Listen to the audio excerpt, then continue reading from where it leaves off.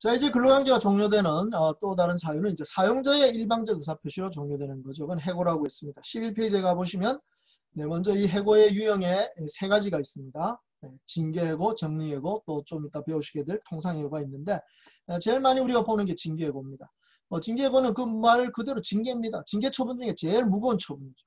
네, 그래서 징계의 정당성 세 가지 요건이 있죠. 징계의 사유가 정당해야 되고 절차가 정당해야 되고 권리, 징계권 남용이 안 돼야 된다 하는 이 세 가지 요건이 다 지켜져야 되는데 특히 해고는 가장 무거운 징계니까 이 징계권 남용 이것이 문제가 될 겁니다. 그래서 이 해고와 관련된 징계 처분의 정당성과 관련된 아마 이런 문제는 다음에 기회가 있을 때 다루도록 그렇게 하겠습니다. 어쨌든 징계해고는 징계 처분 중에 가장 무거운 징계라는 점, 이 점만 이해하시고 하면 되겠습니다.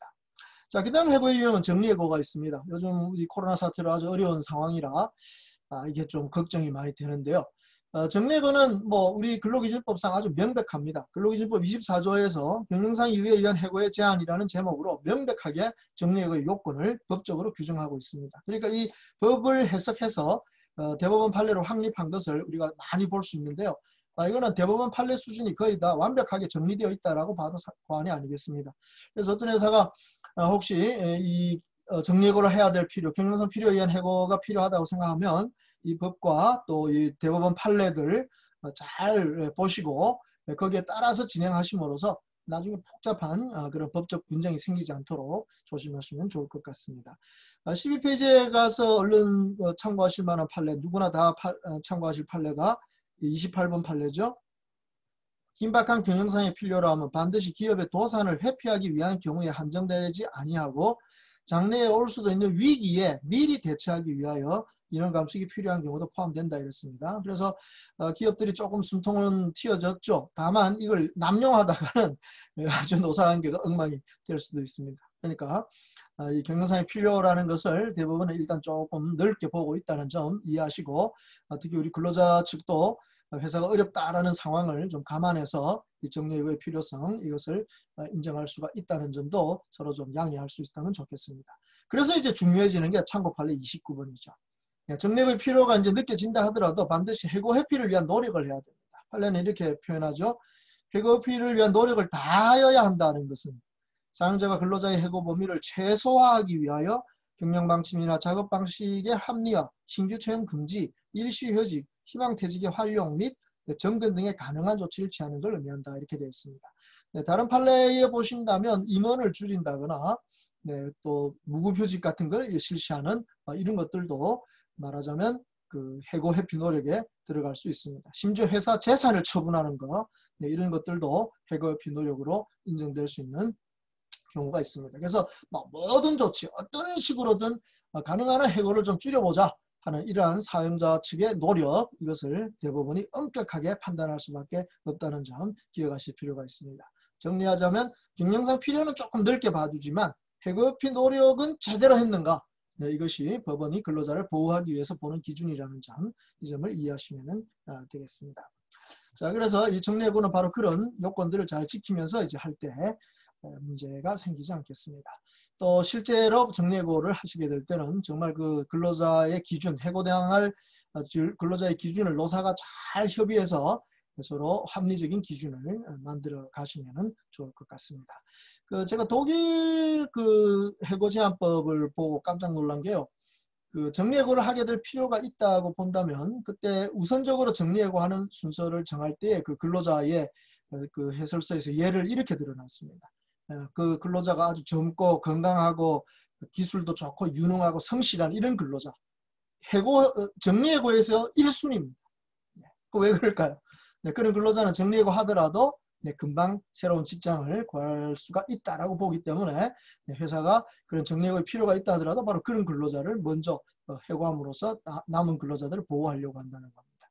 우리 현장하고는 완전 정반대죠. 우리 현장은 아무래도 나이 많고 능력이 좀 떨어지고 임금은 높고 하는 이런 근로자를 먼저 자르려고 하는 것입니다. 그러다 보니까 이제 서로 간에 생존권을 박탈한다는 이런 쟁점으로 다투게 되는 모습을 보게 되는데 정말 정리해고가 없으면 제일 좋겠지만 만약 하나 혹시 하게 될 때는 바로 그런 근로자, 해고당하는 근로자의 그 생활까지도 좀 보호하고 재취업의 가능성까지도 고려하는 그런 기준들을 노사가 좀 협의하거나 합의하는 이런 것이 필요하다는 점 이해하시면 좋겠습니다. 자, 13페이지에 가시면 이 통상해고라고 하는 아주 색다른 용어를 보실 수 있습니다. 이게 우리 교과서에는 잘 나오지 않기 때문에 많이 못 보셨을 텐데요. 참고 판례 33번 보시면 우리 대법원 판례가 확립하고 있는 개념입니다. 그 참고 판례 33번의 제일 밑에 줄에 이런 표현이 나오죠. 정리해고나 징계해고가 아닌 통상해고로 봄이 상당하다. 그죠? 그러니까 우리가 앞에 살펴본 정리해고나 징계해고가 아니고 다른 유형의 제3의 유형의 해고가 있다. 그걸 대법원 판례는 통상해고라고 한다는 것입니다. 그래서 어떤 경우에 통상해고가 가능한가? 이거는 이제 우리 대법원 판례를 개별적으로 잘 살펴봐야 되는데, 먼저 참고 판례 34번에 보시면 근로자가 이렇게 어떤 잘못된 일, 회사하고는 상관없지만 회사 바깥에서 잘못된 일을 저질러 가지고 교도소에 갇히게 됐습니다. 그래서 2년의 실형을 받게 되는 이런 경우가 발생했습니다. 그럼 그럴 때 1심에서 2년 실형 받았다고 그걸 이유로 징계해고하는 건 부당하죠. 왜냐하면 1심의 실형 선고는 징계 사유가 되지 않기 때문입니다. 우리 회사 취업규칙에 실형을 유죄 선고를 받으면 해고한다 이런 규정이 있다 하더라도 그때 유죄 선고라는 건 확정 판결을 말하죠. 그러니까 1심은 확정 판결이 아니기 때문에 1심에서 유죄 2년을 받았다고 해서 그걸 이유로 징계해고할 수는 없습니다. 근데 참고 판례 34번을 보면 그렇게 구속 기소되어서 이 실형을 받은 경우에는 노무 제공을 상당 기간 할 수 없게 되었고, 그것이 근로자의 귀책 사유이기 때문에 이럴 경우에는 근로관계를 유지할 필요가 없다는 거죠. 그래서 그런 의미에서 노무 제공을 상당 기간 할 수 없다는 이유로 근로관계를 해지하는 이런 관계를 바로 통상해고의 개념으로 포섭하고 있는 것을 볼 수가 있습니다. 또 참고 판례 35번에 보시면 근로자가 신체 장애가 생겼습니다. 업무상 재해를 당해서 요양까지 하고 했는데도 불구하고 이제 신체 장애가 생겼습니다. 그래서 처음 일에 맡은 일을 제대로 할 수가 없습니다. 회사에서 살펴보니까 다른 데 배치할 데도 없어요. 그런 경우 이 근로자에게 해고를 할 수가 있겠는가 하는 것이죠. 그래서 참고 판례 35번은 이렇게 표현하죠. 그 아래에서 둘째 줄. 근로자에게 그와 같은 신체 장애가 있어 종전의 담당 업무를 수행할 수 없거나 부적합하게 되었음을 이유로 한 회사의 근로자에 대한 장애 해고는 정당하다 이렇게 되어 있습니다. 여기 장애 해고라는 표현을 쓰고 있는데요. 바로 이 장애 해고가 뭡니까? 그런 장애를 이유로 한, 즉 업무상 맡은 바를 제대로 이행할 수 없는 장애, 이것을 이유로 하는 통상해고는 정당하다는 뜻이 되겠습니다. 그래서 이와 같이 통상해고가 정당하다라고 하는 것에 대해서 우리 대법원이 인정하고 있다 하는 이 점을 노사 모두가 유의해서 혹시 하나 이런 일이 발생했을 때는 서로가 법적으로 잘 확립된 기준을 따라주도록 하시면 좋겠습니다.